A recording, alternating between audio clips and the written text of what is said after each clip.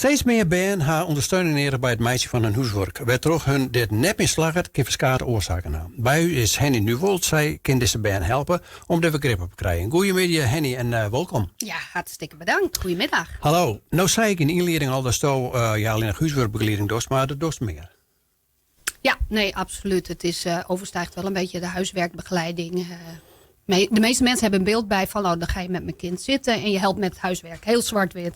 Maar waar ik mij vooral ook op richt is een stuk studiecoaching. En vooral het aanleren van leren. Hoe leer je eigenlijk? Dus het is veel breder. Dus ik ga niet alleen met vakken bezig, want dan is het eigenlijk meer bijles. Ik kijk echt van, wie zit er hier voor mij? En samen ontdekken we van, waar zitten jouw leerpunten ten aanzien van leren? En hoe kun je die het best ontwikkelen? En hoe kun je zelfstandig uiteindelijk aan de slag met je studie? Nou, hier wij al even contact over zelf van tevoren. Dan vertel eens mij dat krek begon. Wie is het hoe best taak om dit te doen? Want wat is die achtergrond? Had het iets met onderwijs?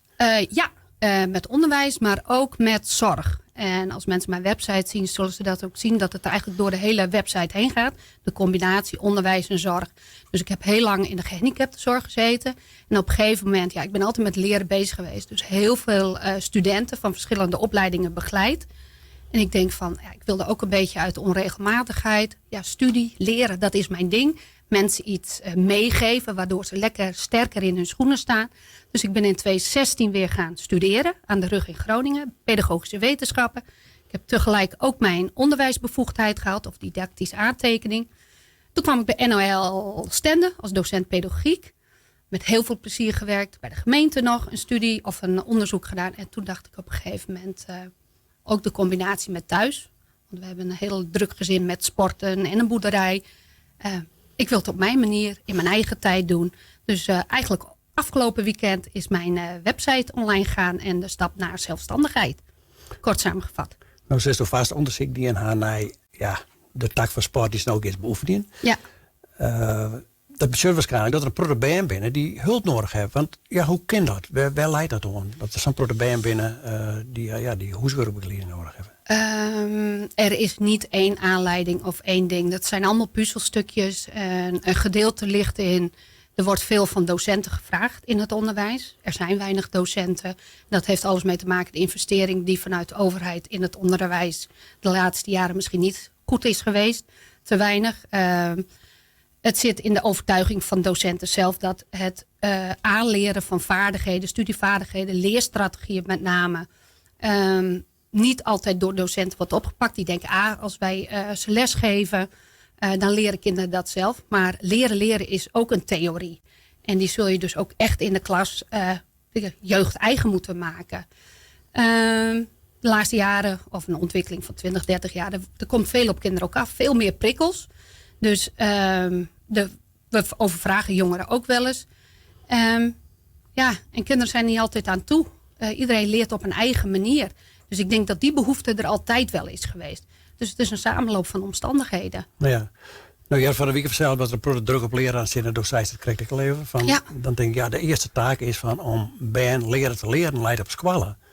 Of voor een deel misschien ondersteuning bij ouders. Maar dat is dus heel lastig schijnbaar. Ja, door de dingen die ik net aangaf. Er zijn meerdere factoren.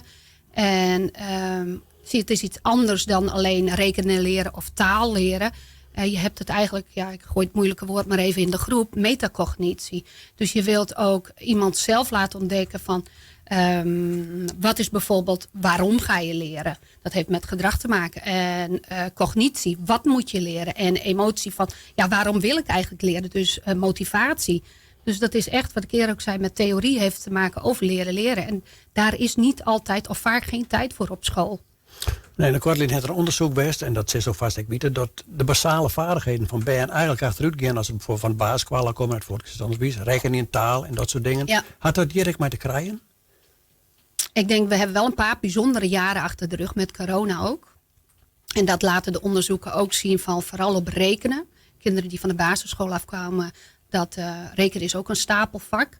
In de zin van elke week leer je wat.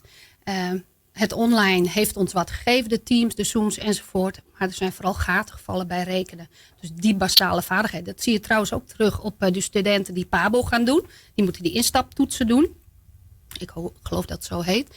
Dat daar ook gaten zitten. Dus daarin ben ik het wel met je eens. Ja. We zien naar het totale onderwijssysteem. Moet dat oors dan?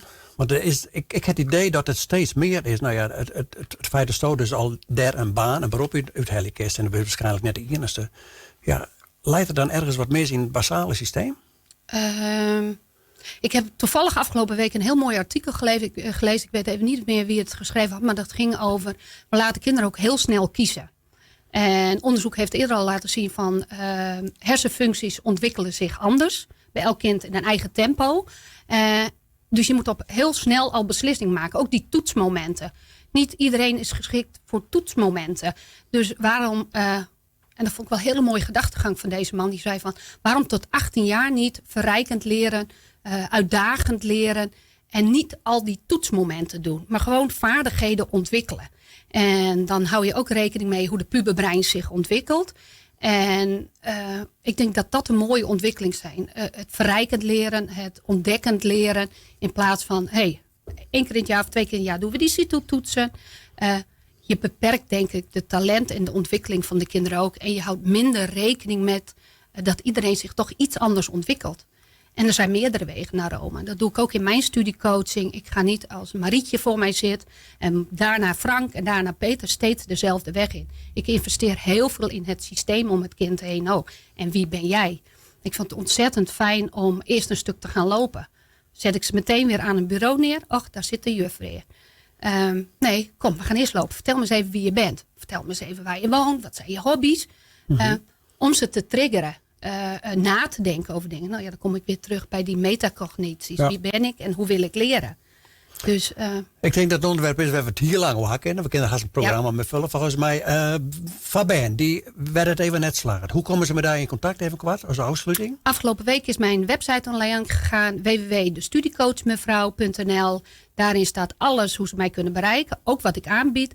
En daar staat ook heel duidelijk in. De eerste intake is gratis. Kom gewoon laatst, gaat een gesprek. Wat kunnen we voor elkaar betekenen? En het is dus breder dan bijles. Absoluut. En huiswerkbegeleiding. We gaan echt samen kijken waar zitten je talenten. En hoe kunnen we die verder ontwikkelen. Henny, bedankt voor de taaljochting. En een soort succes. Dank je wel.